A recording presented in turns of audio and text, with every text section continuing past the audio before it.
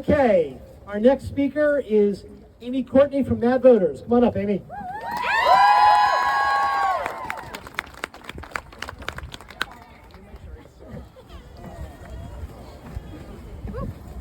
Good afternoon, Hoosiers.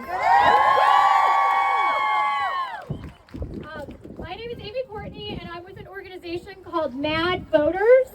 And thank you. We are an Indiana-based nonprofit that was founded in 2023, and our goal is to support equity in Indiana. We do that by educating and mobilizing Hoosiers to take action at the ballot box and right here at the State House. We strive to educate Hoosiers about the civic process so that they feel empowered to advocate for themselves and the causes most important to them.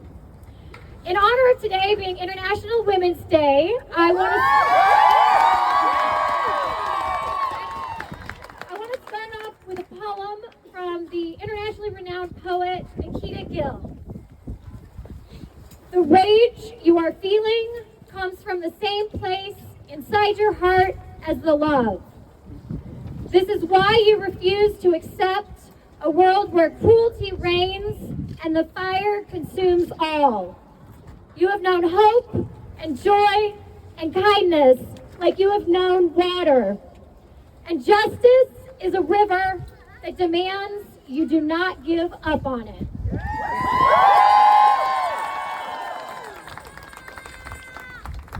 Nikita shared that poem this week with this message.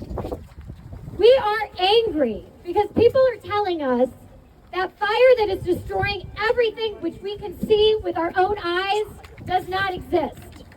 We are angry because good people are being hurt. We are angry because we have known a better world than this is possible. I'm Caroline. I'm one of the leaders. Oh, sorry. Sound great.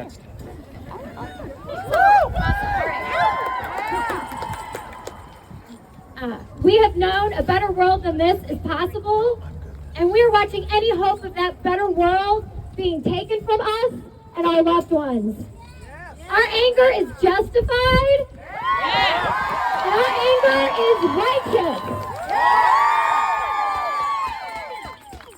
So where do we start? How do we find that river of justice when right now it seems like we're in a never-ending drought of despair and disinformation headed for certain dictatorship? We remind ourselves not all rivers are visible. Some of the greatest and most powerful rivers flow miles beneath the earth unseen. But their impact is enormous, changing the very foundations of the earth beneath our feet. And eventually, the changes carved out by those hidden rivers come to the surface and are seen by all. We are that river, friends. It may feel too quiet, too slow, too hidden, too alone right now, but it is there. And the more of us that join, that feed into that river from all directions, the greater and more powerful it will be. We must not give up on it.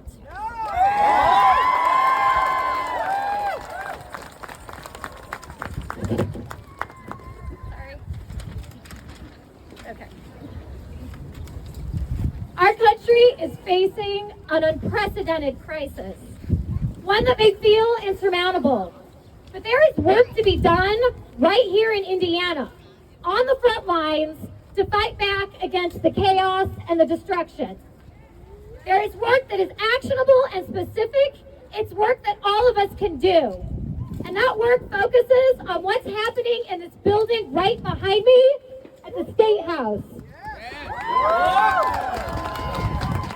Our State House is where 150 lawmakers representing each of us create the laws and policies that impact Hoosiers' healthcare, education, businesses, safety, and communities.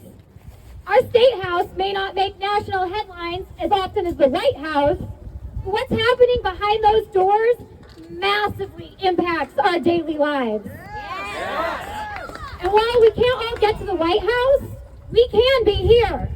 So let's do what we can with what we have.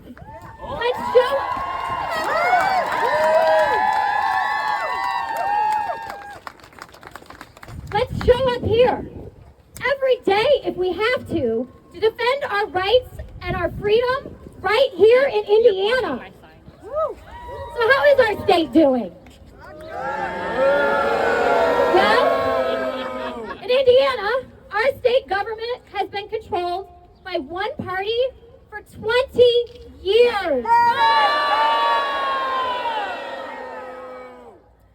For an entire generation, Republicans have controlled the legislative branch that writes our laws and sets our budget.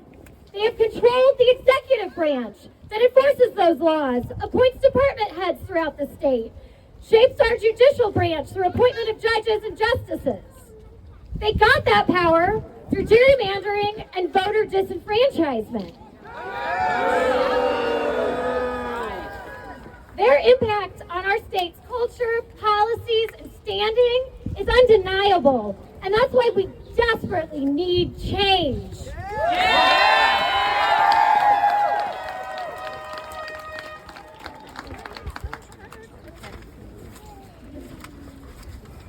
20 years of Republican rule has made us the third most dependent state on the federal government, even when we have a budget surplus.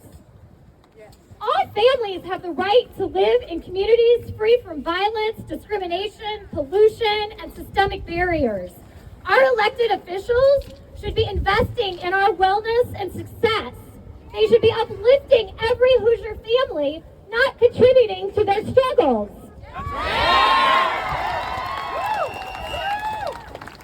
20 years of Republican rule has ground down voter engagement and turnout to one of the lowest in the entire country. It's not easy to be civically engaged here in Indiana, but that's why Mad Voters exists.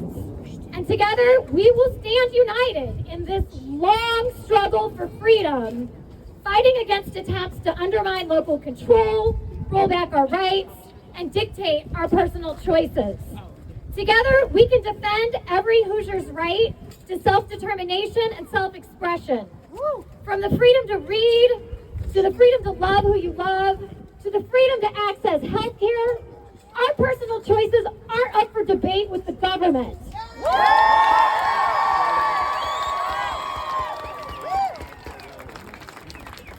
20 years of Republican rule has made our hospitals and our health care among the most expensive, with some of the poorest health outcomes in the country.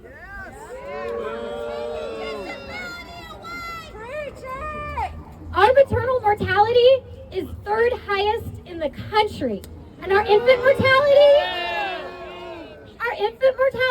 is seventh highest. Hospitals are closing, leaving millions of Hoosiers stranded in healthcare deserts. That ain't right! Shame! How much are those executives making? 20 years of Republican rule has gutted our public schools. Yes. And they aren't stopping, folks. Now they're diverting billions of taxpayer dollars to the wealthiest Hoosiers to pay for their religious private schools. And to unaccountable charter schools that don't have to play by the same rules as our traditional public schools.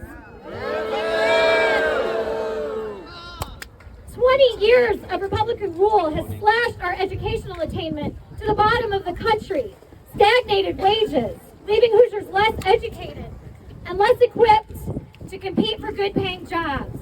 And because they've steadily defunded our public schools, failed to invest in communities and infrastructure, and have chosen to focus more on policing people's private lives than making good policy, those good jobs aren't coming here anymore. Companies aren't sending their best and brightest to Indiana because our lawmakers have turned them away and earned this state a ranking as one of the top 10 worst places to live and work.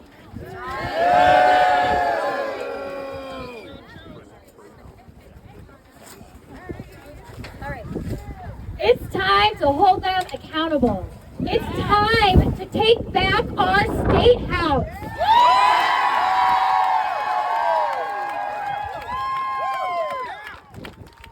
And that starts now. It starts with sitting in those bill hearings, speaking out against bad bills. It starts with regularly contacting your state representative and your state senator, urging them to support good policy and oppose bad, and empowering your community members to do the same. We have 6 weeks left in this legislative session, and we need to be in that building every damn day, making sure every day, making sure those lawmakers see us and hear us. And when the legislative session ends next month, we're just getting started. Because then we'll be out in our communities, educating them about what's going on. We'll be registering people to vote. We'll be getting people ready to run for office in 2026. From precinct chairs to state legislators, all the way up to Congress. In the last 20 years, Indiana Republicans have been more focused on preserving their power and advancing their party than investing in people and making progress. Their time is up.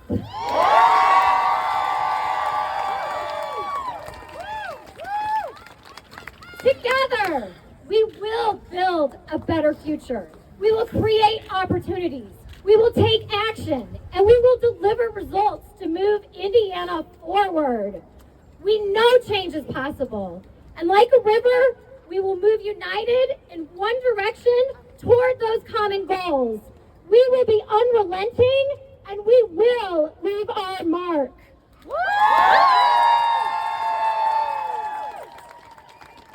Once again, my name is Amy Courtney with the organization Mad Voters. The MAD stands for Mutually Assured Democracy, and we are here to inform, connect, and support our fellow Hoosiers in the fight for a more equitable and progressive Indiana.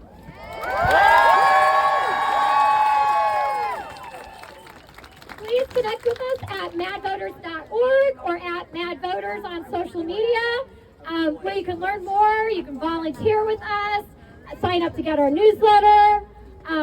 Whatever it is you want to do, just take action. Now is the time. Thank you.